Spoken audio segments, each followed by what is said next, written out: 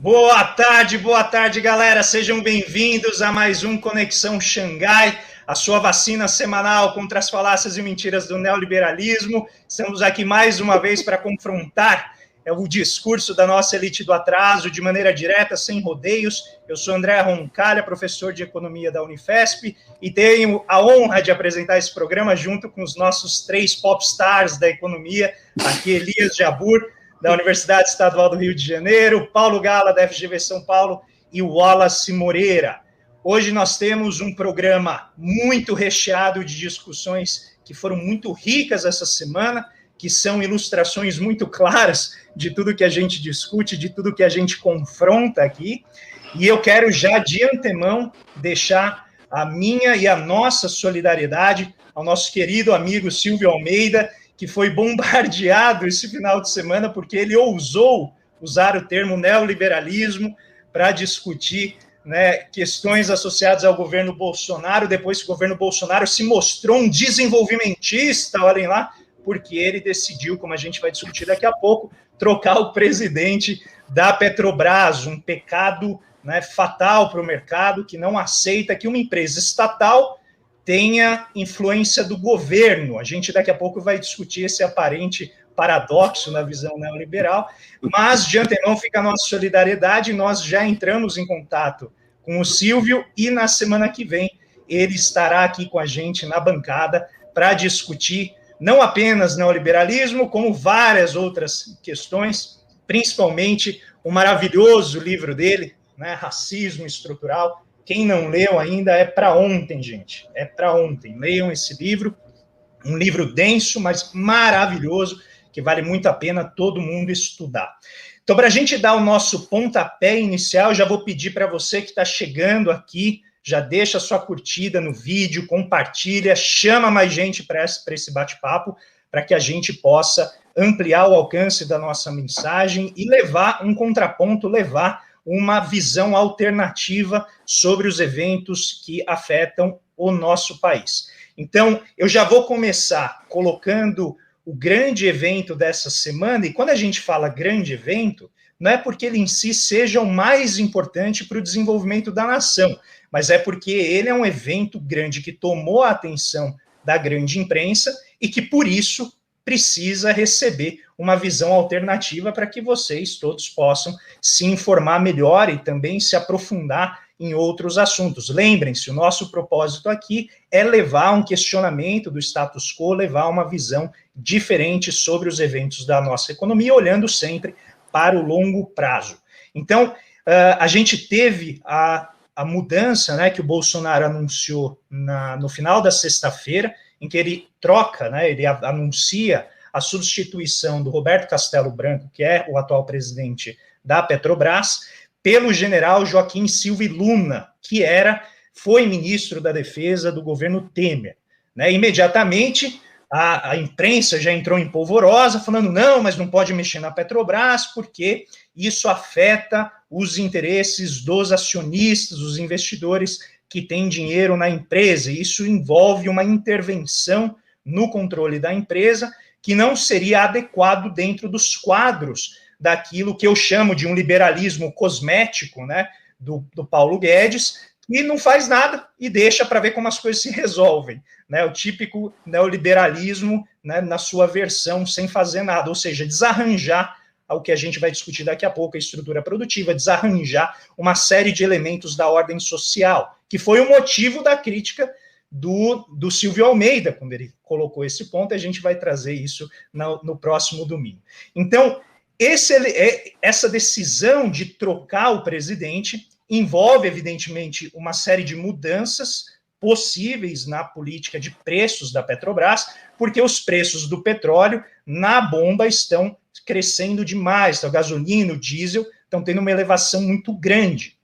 O resultado disso foi, possivelmente, um grande colapso do preço das ações a partir de amanhã, então a gente também vai discutir um pouco isso, e o que isso significa em termos de distribuição desse fardo, que é a elevação do preço do petróleo, por toda a sociedade. E aí eu vou chamar, então, de pronto, o nosso grande Wallace Moreira, que estuda bastante esse tema, para ele fazer né, uma exposição aí de como ele vê todo esse processo e o que ele acha de tudo isso que está acontecendo. Wallace. Opa, antes de mais nada, boa tarde, saudações rubro-negras para todo mundo, beleza? A um passo do pegar taça. Você não era da Bahia? Achei que você era da Bahia. Ontem nós passeamos contra o Fortaleza, 4-0, hoje, né, passeamos novamente contra o Internacional com gols anulados, mas enfim, né? Minha saudação aos corintianos. Isso porque ele é nacionalista, viu? Ele é baiano, torce pro Flamengo, mas é nacionalista e tal, defende capital nacional, a indústria nacional. É uma beleza isso. Na sua fala eu sinto certo rancor corintiano, eu vou levar isso em consideração, entendeu? Da situação do seu time. Mas assim, cara, eu quero começar a dizer assim... Só lembrar que eu sou corintiano também e eu controlo o botão aqui. Então... E eu também tenho uma Chapecoense aqui. Então são 3 contra 1, entendeu? O problema é que a situação não está favorável a vocês, né? Do ponto de vista do futebol. Mas vejam, eu não sou um especialista, né, na temática, mas eu acompanho bem a situação porque eu tenho vários amigos, né, que estudam, que são especialistas. Eu tenho um amigo aqui, professor da UFBA, né, o Leonardo Bispo, que tem uma excelente tese, que ele aborda bem a questão da política da Petrobras, é um termo muito bacana, né, de maximização do valor para os acionistas, que é uma política, né, que predomina na Petrobras. Eu acho que é interessante a gente ter nessa perspectiva, porque vem de uma transformação profunda da gestão, naquela questão de modernização da gestão da Petrobras. E essa modernização da Petrobras, né, ela se reflete muito no conselho administrativo, né, no conselho de administração da empresa.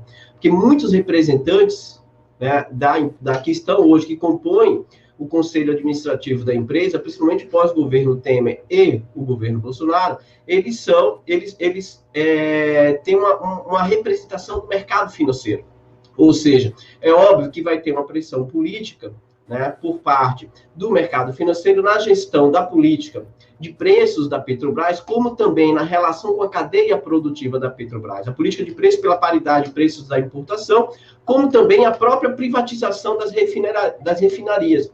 Então, a mudança da presidência hoje da Petrobras levanta o questionamento se vai haver a continuidade, né, da política de paridade de preços da importação, como também a própria trajetória de privatização das refinarias. É interessante lembrar que essa semana saiu uma reportagem, inclusive, do Rodrigo Leão, do William Ozaki, que são os meus amigos, né, que trabalham, são especialistas, fazem parte do INEP, né, que é o Instituto de Estudos de Economia da Energia, né, ligado à FUP, que mostrou que, por exemplo, a RLAM, que é uma refinaria aqui na Bahia, ela foi vendida pela metade do preço. Ela estava em aproximadamente no valor de 3 a 4 bilhões, né, e foi vendida por 1 bilhão e 600 para grupos estrangeiros.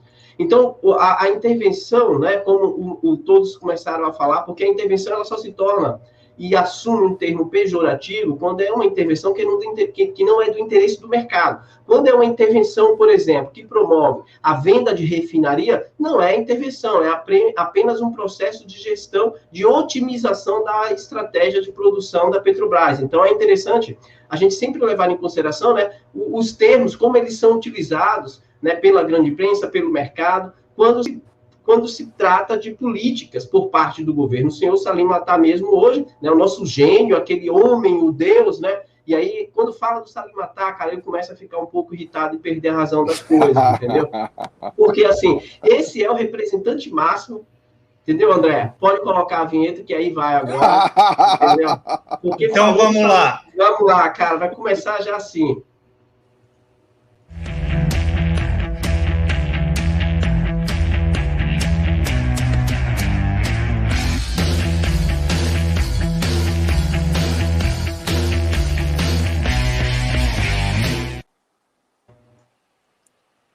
Bom, vamos lá. O Salim Matar, cara, é a representação máxima do cinismo do empresariado brasileiro que fala em Estado mínimo. Por que o cinismo máximo? Porque esse cidadão ele vive de subsídios do governo, principalmente sua empresa localiza. E a todo instante, isso é o que me deixa mais puto da vida, irritado, porque toda vez que tem um tema privatização, né, o Estadão e outros jornais do país colocam o Salim Matar como principal empresário entrevistado para falar sobre o processo de privatização. Primeiro, ele é desonesto, ninguém nunca na grande imprensa parou para perguntar para ele como é que eles defendem um Estado mínimo, entre aspas, para a sociedade, enquanto ele, né, é beneficiado pela política de subsídio do governo.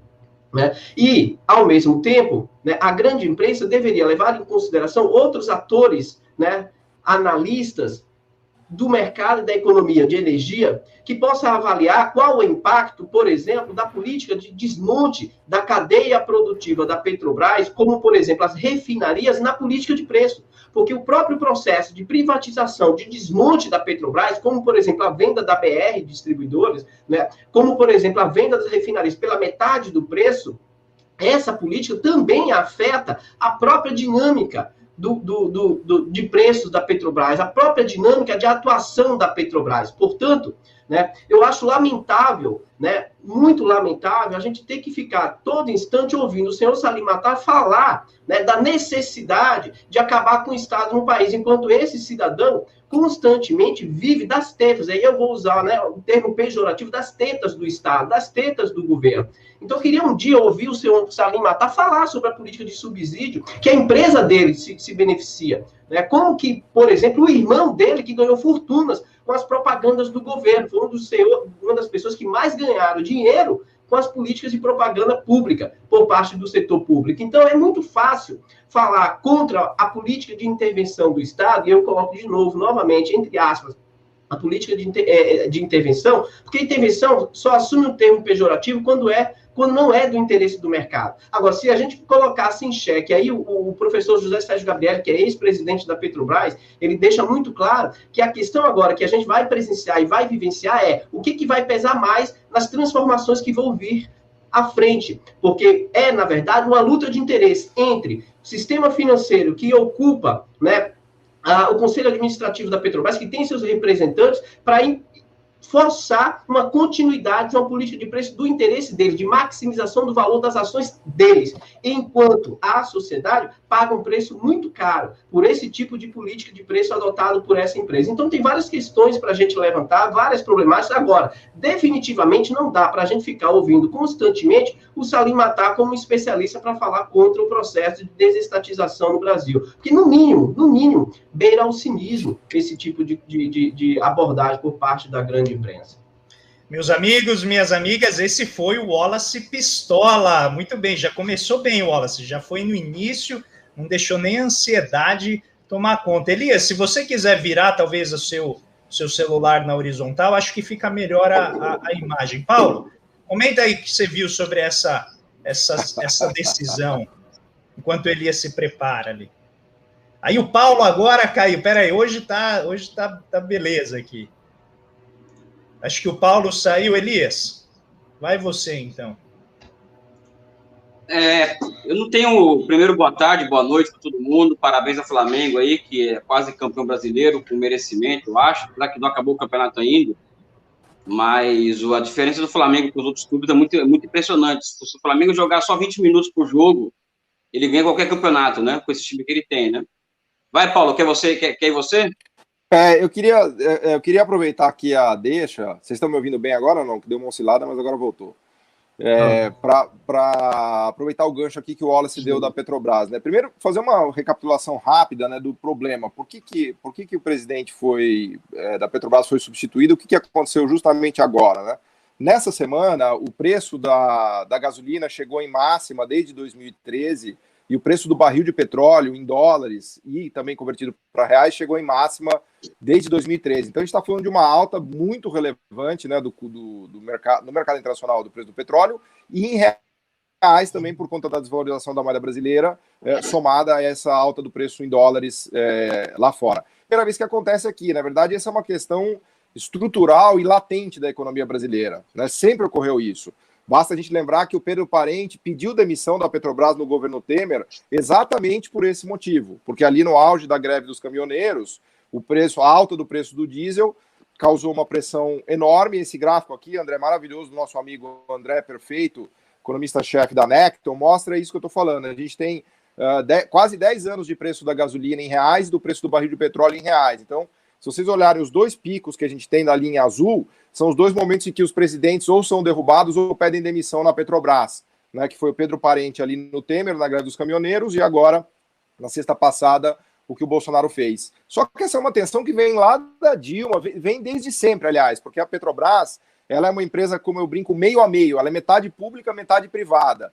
Então, sempre que o preço sobe muito, ela começa a levantar tensões de toda a ordem na economia brasileira, e os presidentes, em geral, sofrem isso, reagem a isso e acabam, muitas vezes, demitindo o presidente da Petrobras. Então, o primeiro ponto a dizer é que isso é estrutural do Brasil. Não é o presidente, não é Bolsonaro, não é Dilma, não é Lula, não é Temer. Isso sempre ocorreu e sempre ocorrerá, porque a gente fez um negócio meio híbrido, que é uma empresa que está listada na Bolsa e tem metade do capital dela na mão de agentes privados e outra metade é uma empresa pública, do setor público, né? Então ela atende a dois senhores, vamos dizer assim.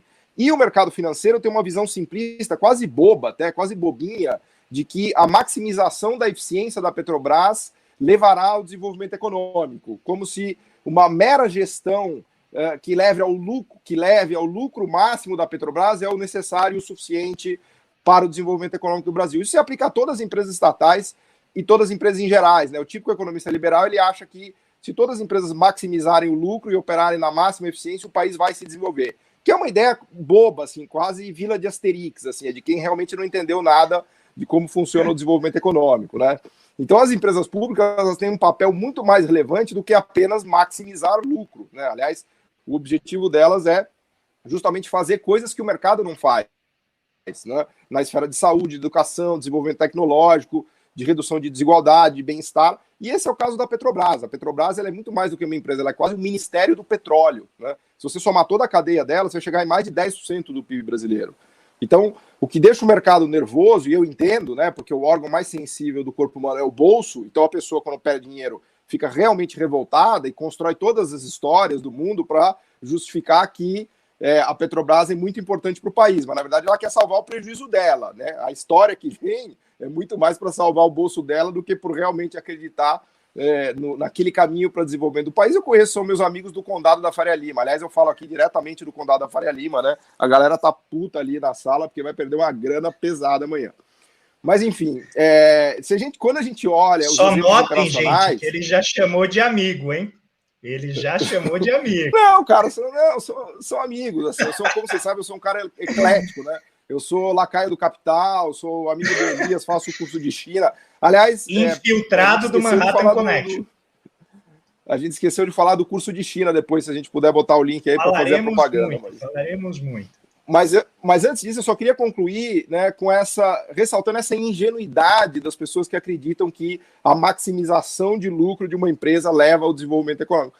Assim, nada contra a maximização de lucro, empresas que estão na bolsa podem ter o valor máximo, se tiverem a máxima eficiência, nada contra isso. Agora, empresas de cunho público, de objetivo público, são regidas por outra lógica. Eu vou dar um exemplo só para vocês, para não me alongar demais. A grande empresa estatal do petróleo da Arábia Saudita, a Saudi Aramco, fez um IPO, listou um pedacinho dela na bolsa. Hoje ela está valorizada em mais de $1 trilhão, né? Ela põe a Petrobras no chinelo. E a política número 1 da Saudi Aramco e do governo da Arábia Saudita, vocês sabem qual é? Desenvolver a cadeia produtiva do petróleo e gás. Eles querem que as refinarias da Arábia Saudita sejam desenvolvidas. E na semana passada eles anunciaram de que só vão comprar insumos e máquinas e equipamentos de multinacionais se houver transferência tecnológica para as empresas da Arábia Saudita. Então, pasmem, a Arábia Saudita, que é o gigante do petróleo, está preocupada em usar o quê? A força do petróleo para desenvolver o país, que é algo que a Noruega fez também. Todo o desenvolvimento da Noruega, da cadeia do petróleo e gás, veio de uma estatal. Vamos falar baixinho para ninguém ouvir isso. Tem estatal na Noruega, uma estatal gigantesca, né, que recentemente foi privatizada, mas tem um bloco ainda muito estatal, né, André? Que é a Statoil. E tem o berço para o quê? Para desenvolver a Noruega, a cadeia de óleo e gás e por aí vai. Enfim, a gente poderia ficar falando horas aqui, mas eu só queria pelo menos deixar esse registro do quão bobinha é essa visão de que vamos maximizar o lucro da Petrobras e isso irá desenvolver o Brasil. Para de falar esse tipo de besteira, vai. Tudo bem, eu entendo que você quer ganhar dinheiro com a Petro, que tá na sua carteira, você ficou puto, justíssimo, mas não vai misturar a história de desenvolvimento econômico com o dinheiro que você perdeu, não é isso? Eu tô achando que a gente tem que fazer um Paulo Pistola também. A gente tem o Paulo Bazuca, tem que ser Paulo Bazuca, porque o poder de destruição dele é maior, Wallace.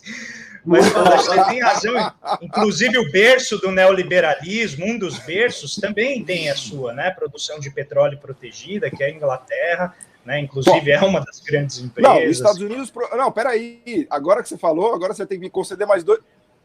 Você vai ter que me conceder mais 2 minutos. Os Estados Unidos proibia a exportação de petróleo até 2015.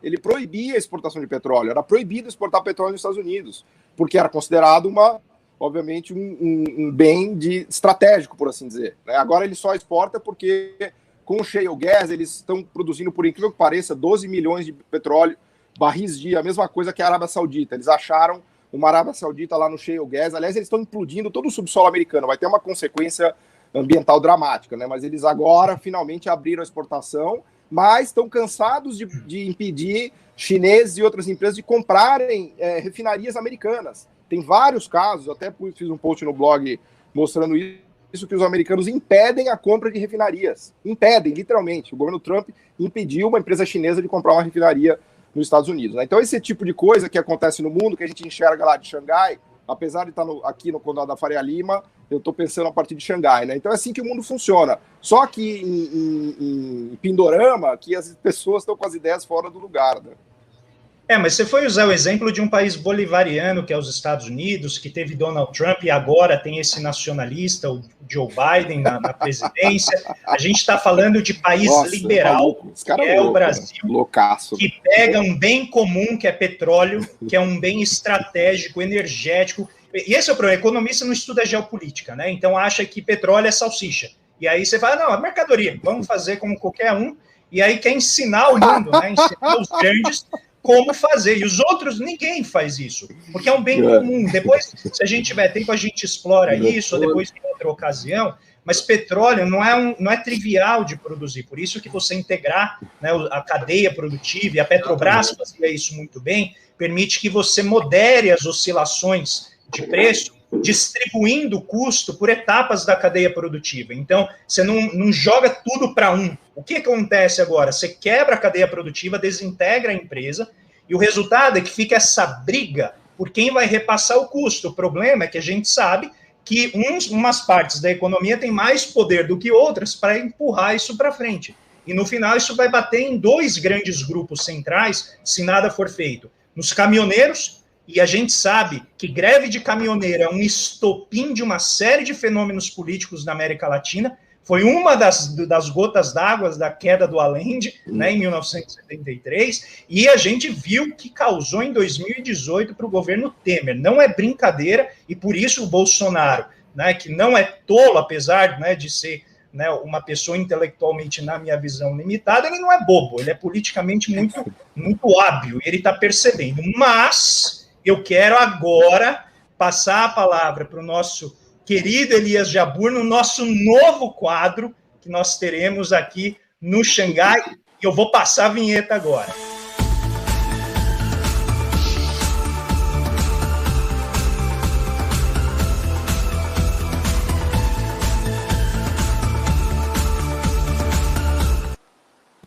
Elias, com seu raio jaburizador. Vamos lá, Elias. Está contigo a palavra. Pessoal, isso é uma esculhambação, justamente porque eu ia trazer o campo da discussão para a poesia, né? Porque você sabe que os economistas desenvolvimentistas são acusados pelos liberais de serem poetas, né? Vocês não fazem ciência, vocês fazem poesia, né?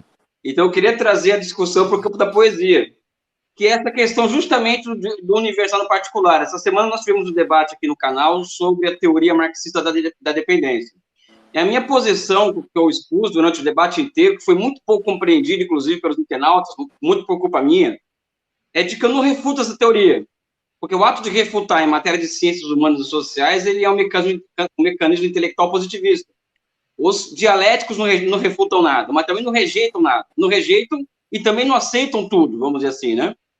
Isso quer dizer que tudo isso que envolve a Petrobras, que vocês estão comentando aí, envolve a busca do universal no particular, que é a construção de uma economia política do Brasil.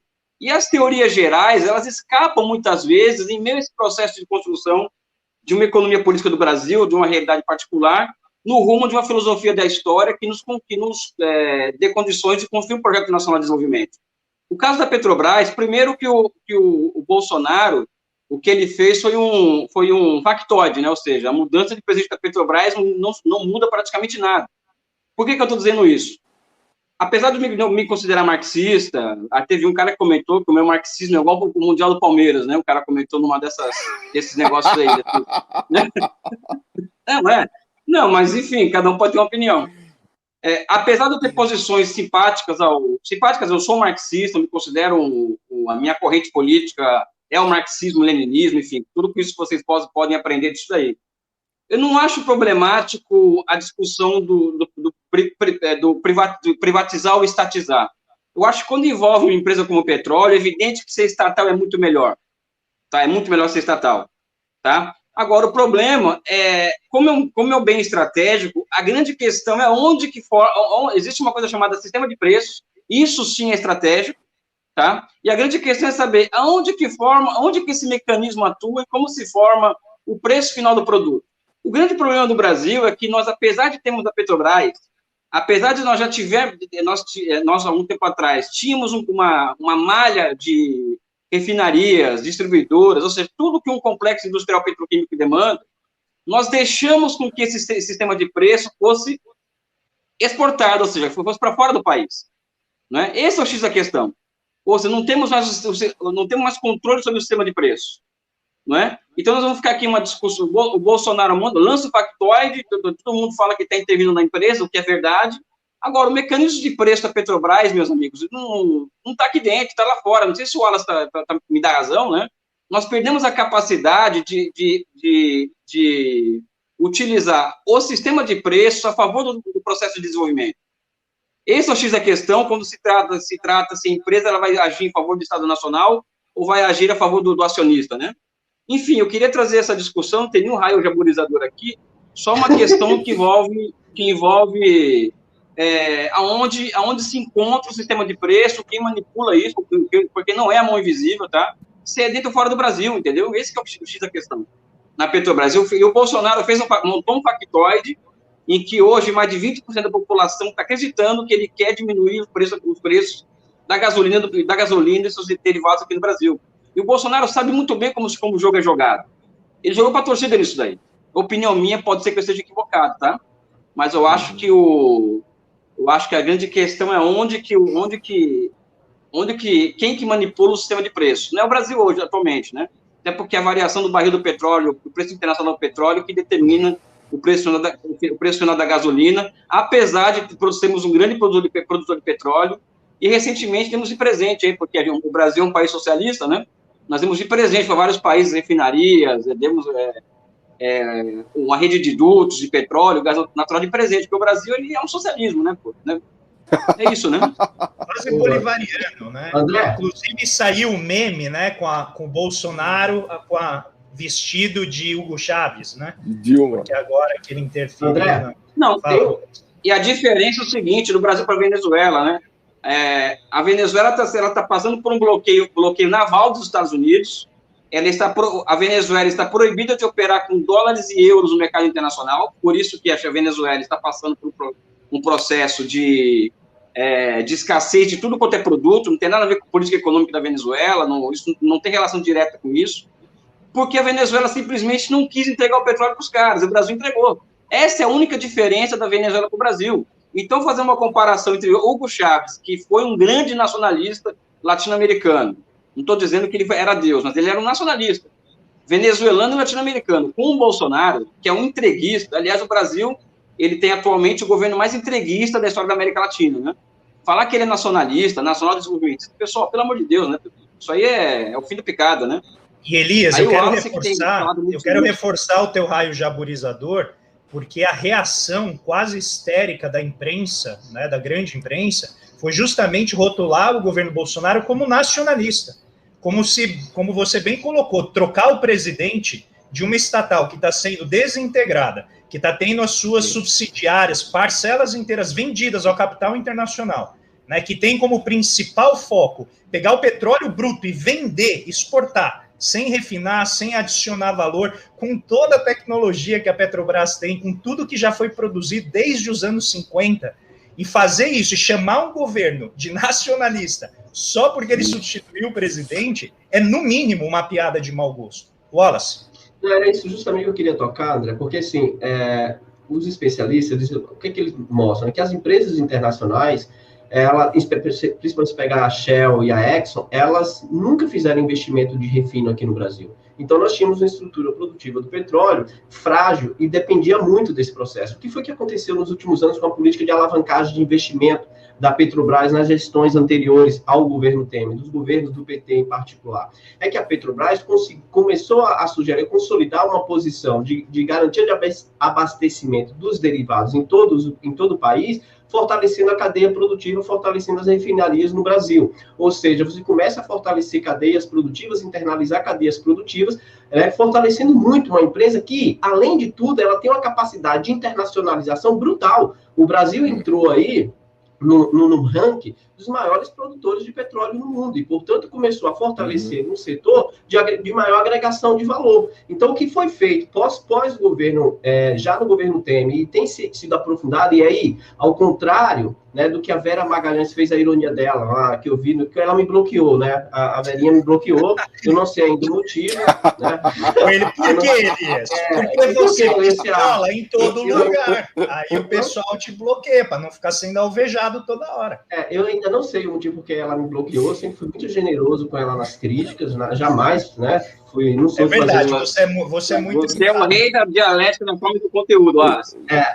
A única coisa que eu falei da última vez da crítica que eu fiz a ela foi que, quando ela estava criticando o DEM, que era para ela lembrar que o amigo dela, do PSDB, coordenou todo o processo de votação do PSDB para eleger o Lira, ou seja, o Aécio Neves, né? Eu acho que ela não gostou de quando eu lembrei disso, mas, Verinha, eu tenho o maior carinho por você, tá? Mas veja, ao contrário do que ela falou, que o governo Bolsonaro não vai privatizar a Petrobras, ele está privatizando, querida, toda a cadeia produtiva da empresa. Ele está destruindo a cadeia de refinos, inclusive entregando abaixo de preço do mercado de empresas nacionais estratégicas que seriam essenciais, por exemplo, para a política de preço da Petrobras, né? As refinarias é uma questão de se pensar a questão da política de preço do ponto de vista estrutural. E como o André muito bem colocou, toda essa cadeia está sendo destruída. A BR distribuidora foi vendida, né? As refinarias estão sendo vendidas e a Petrobras está em um processo de redução de investimento desde o governo Temer brutal, enfraquecendo muito a empresa, inclusive enfraquecendo a capacidade de internacionalização da empresa.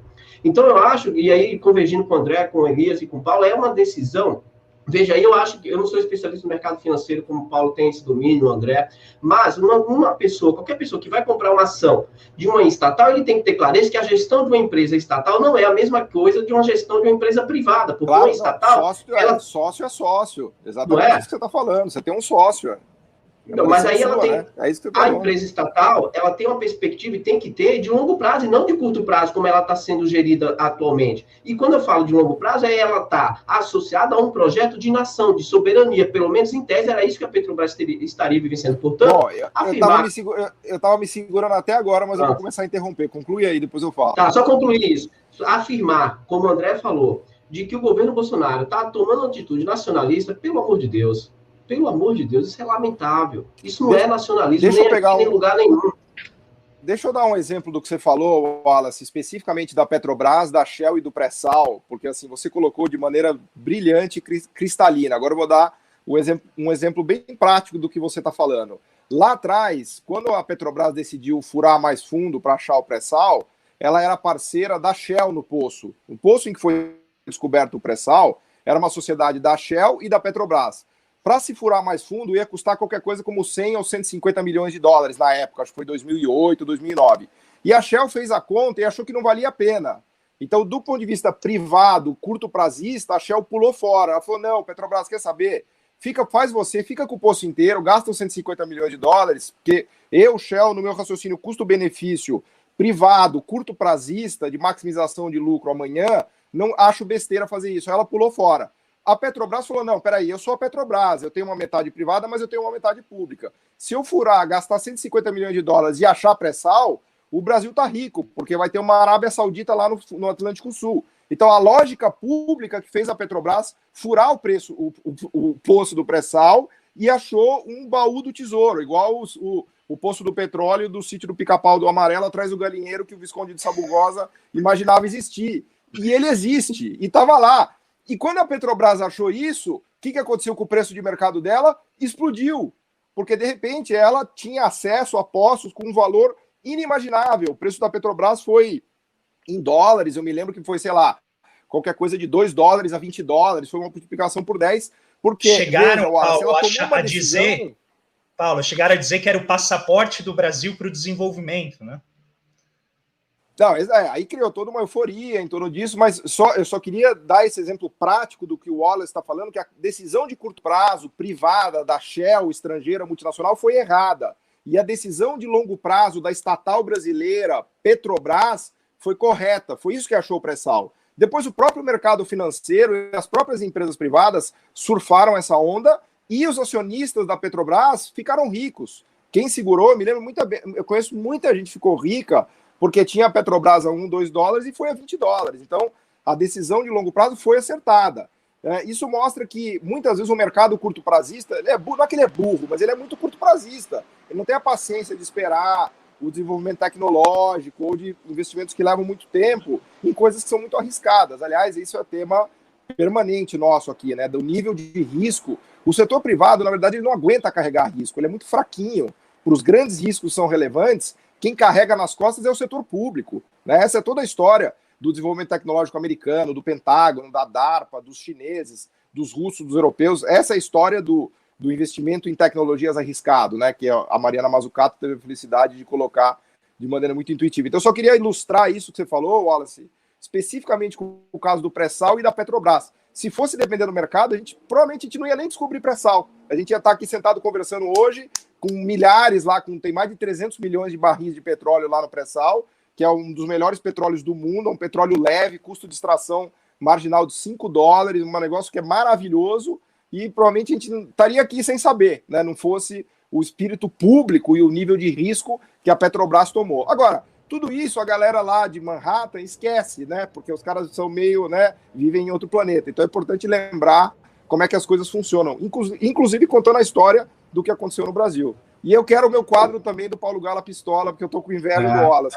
Não, eu já tomei como a tarefa... É bazuca, né? É bazuca, Paulo. Bazuca. Porque você, como trabalha com derivativos do mercado financeiro, você usa armas de destruição em massa, nas palavras de Warren Buffett. Eu quero só relembrar, só pegar um ponto que o Paulo levantou aqui, que eu acho importante, e que o Gabriel levantou aqui no chat, que é o seguinte: qual seria uma decisão de um governo nacionalista, ele está super otimista em 2022, que venha a ganhar, qual seria a primeira decisão em termos de reconstrução, né, da cadeia petrolífera ou petroquímica no Brasil?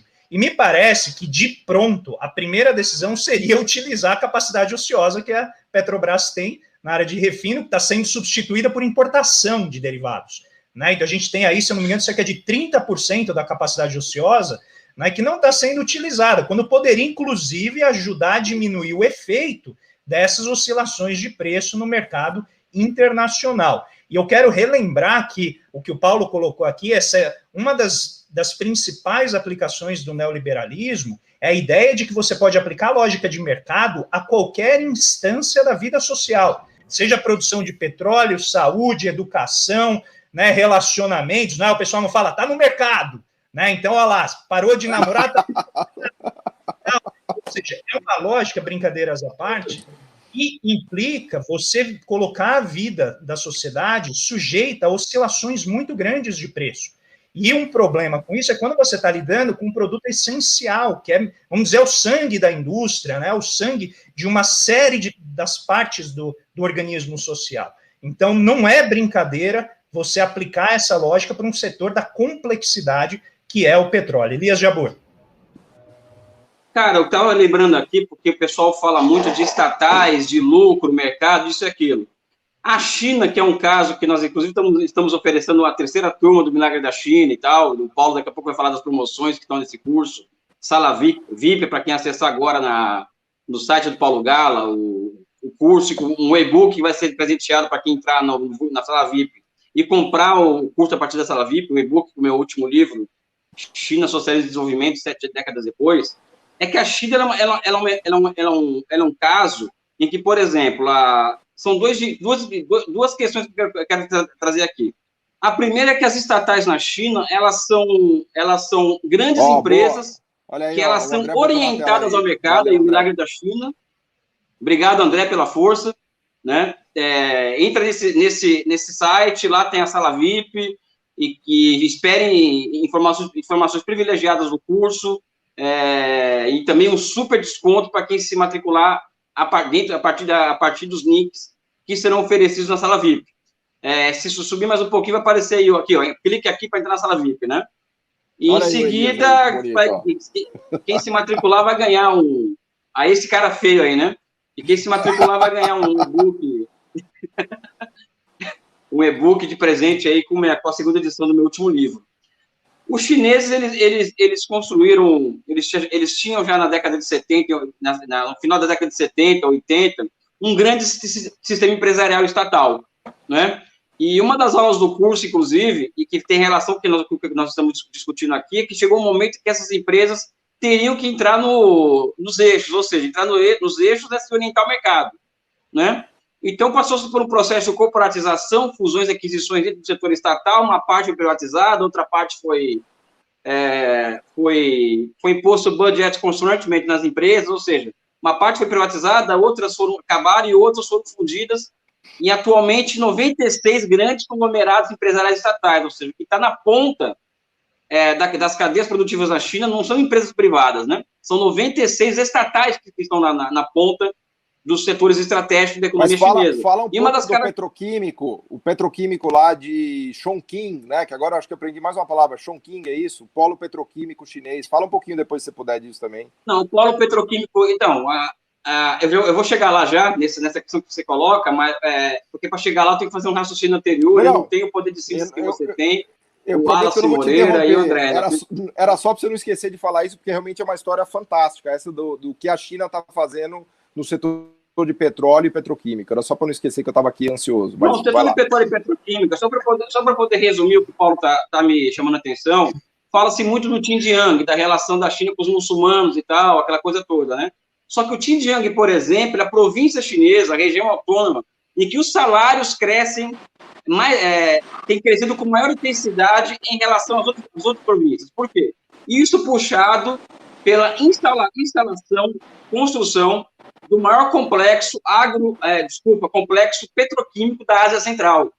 O Xinjiang, ele era uma região autônoma de pastores, só atividades agropastoris, e que nos últimos 20 anos está se transformando no maior complexo industrial da Ásia, puxando, evidente, para cima os salários médios daquela população. É uma espécie de polo de Camaçari, é um polo de Camaçari que explodiu, vamos colocar dessa maneira, assim, exagerando. Não, é muito maior, porque o polo de Camaçari, por exemplo, é um polo menor do que dois que existem no Cazaquistão de petroquímico, né? Ou seja, o que a China está construindo é o maior complexo petroquímico de uma das regiões que tem mais petróleo no mundo, não é? E aquilo vai se transformando em uma região sensivelmente estratégica, geopoliticamente, que agora tudo é trabalho escravo no Xinjiang, não sei o quê, ou seja, e os dados mostram isso, mas isso é uma outra questão. Eles construíram isso lá quando o Brasil está começando agora a destruir de vez e tal, nós fomos convencidos do contrário. As reformas das empresas estatais chinesas, que ocorrem na década de 90, numa paulada só, não é? Foi para que elas se tornassem orientadas ao mercado. E são empresas como a Petrobras, com ações em bolsa, tem o investidor individual que está lá apostando na empresa. Agora, são duas questões que eu coloco. Elas são orientadas ao mercado, mas isso não significa que elas são orientadas ao lucro. É uma característica das estatais chinesas. E também não se faz tão necessário ser orientado ao lucro, porque o país ele opera com uma moeda nacional, com empresas estatais dos setores estratégicos, e a finança é estatal também, né? Então, o longo prazo se impõe de qualquer forma uma realidade dessa. Mas essa não é somente a primeira questão, o centro da questão. A questão é que a China forma um marco institucional que aqui no Brasil ia chamar aqueles caras de responsáveis, loucos, eles vão acabar com a economia, vão destruir o país, que é uma instituição chamada SASAC, que o papel dela é intervir nas empresas estatais para que as empresas estatais cumpram com os objetivos do Estado Nacional. Vocês imaginam no Brasil uma coisa dessa? Você monta uma instituição para intervir na empresa, quando essa empresa pode estar sendo mais mercantil do que deveria? Isso, na ponta do processo, para terminar minha questão aqui, significou que na pandemia última, que é essa que nós estamos vivendo, a China conseguiu fazer um processo de reconversão industrial em 4, 5 dias. Não estou falando de meses, de semanas, ou seja, todo o complexo industrial chinês, puxado pelas estatais, elas se voltaram completamente para a produção de insumos médicos hospitalares, algo que no país como o Brasil, principalmente, mas também os Estados Unidos, seria impossível. Isso, para fechar aqui, o que a China faz, e nós falamos isso no curso também, é simplesmente o oposto do que a Vera Magalhães acha, do que o Jornal Nacional acha, do que os nossos articulistas no setor de economia, da área de economia da grande imprensa. Eles fazem o oposto. E é o país que está dando mais certo no mundo, né? Ou seja, eu acho que eles tinham que vir aqui na imprensa, a imprensa que deve uma explicação para nós, a imprensa, de falar por que a China dá certo e porque o Brasil dá errado, fazendo o contrário do que a China faz e fazendo o que eles acham que tem que fazer, que é privatizar, entregar. Ou seja, eu quero ver a Vera Magalhães falar, olha, a China dá certo porque é empresa estatal que comanda a economia, é moeda estatal, a China gosta de soberania monetária, o Estado criou uma instituição para interferir nas empresas do tempo inteiro, as empresas são orientadas ao mercado, e algumas delas se mantêm na ponta da tecnologia, na fronteira tecnológica, apesar de viver 25 anos de prejuízo. O caso da Sinopec, por exemplo, é uma empresa que ela vive com prejuízo porque ela faz pesquisa 25 horas por dia, ou seja, todo o capital que entra é investido em pesquisas e desenvolvimento, etc., né? Ou seja, orientado ao mercado, mas não ao lucro, né? Mais uma lição dos chineses aí. E nesse ponto, Elias, eu acho muito interessante a tua fala, porque ela levanta um ponto central que a gente sempre discute aqui, que é a paciência com que os investidores abordam o investimento no país. Então, quando a gente olha o Brasil, e essa é a grande discussão, entre você trabalhar com a economia do acionista, em que todo o foco da empresa é orientado para manter o cara interessado nos papéis da empresa e não vender. Tá? Então, você tem que dar sempre ali alimentando a vontade dele de manter o papel da empresa por meio de dividendos. E os dividendos, a gente não pode esquecer, é o lucro dividido entre o número de ações, ele é uma drenagem de força financeira da empresa, que poderia, por exemplo, se o investidor fosse mais paciente, e daí a importância de se relembrar que tem acionistas e acionistas da Petrobras. Tem acionistas que amanhã vão vender os papéis, e vão falar, eu vou pular disso aqui, porque isso aqui vai derrubar o rendimento do meu patrimônio. E tem acionistas que estão falando assim, não, eu quero que esse papel até 2050, 2060. Eu não estou preocupado se a Petrobras vai ter lucro esse ano. Eu quero que ela invista, que ela cresça, que ela amplie a sua fatia de mercado. E o que parece ser notável no experimento chinês, e eu chamo de experimento, porque para mim aquilo lá é uma quantidade enorme de inovações de políticas econômicas que não atendem aquilo que se chama fazer a lição de casa. Inclusive, eu quero deixar aqui para quem nos acompanha 2 exemplos do que é uma boa lição de casa na visão do mercado financeiro, que foi a entrevista que a Zeina Latif deu ontem à Globo News, já está na internet, ela deu ontem à noite na Globo News. E basicamente foi uma professora de 5ª série, com a palmatória na mão, com um discurso muito moralista. Não, eu falo isso, assim, eu não tenho nada contra ela pessoalmente, já interagi muito com ela, mas o discurso dela foi assim, não, fez mal, tá fazendo mal, péssimo menino, mal menino, não faça isso. E, para contrastar, a reportagem, a entrevista que o nosso grande amigo, que já veio aqui no nosso Botecom Filosófico, Gabriel Galípolo, presidente do Banco Fator, deu hoje à tarde na Globo News. Eu tenho certeza que a produção da Globo News fala assim, cara, quem que chamou esse cara? Porque ele foi lá como representante do mercado financeiro e ele disse o seguinte, gente, a gente não pode permitir que o mercado seja antidemocrático, é por isso que ela é uma empresa estatal. E o governo é o acionista majoritário, representando a sociedade. Então, a sociedade também extrai dividendos da Petrobras. A questão é saber se os dividendos virão na forma de lucros em cima de ações que a população não detém diretamente, ou na forma de benefícios, como, por exemplo, pagar menos no posto, pagar menos no alimento, que toda a cadeia de produção é afetada pelo preço do petróleo.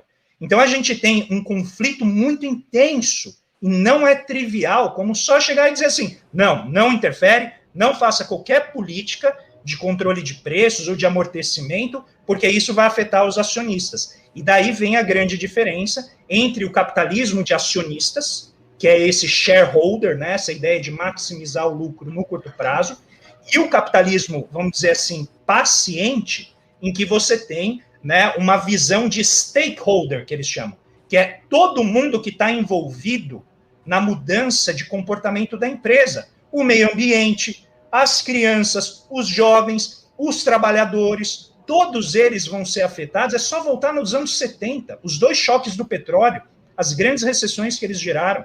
Então, não é trivial simplesmente falar assim, defendamos os interesses de um grupo pequeno de acionistas da empresa, né, em detrimento de toda a sociedade. Wallace.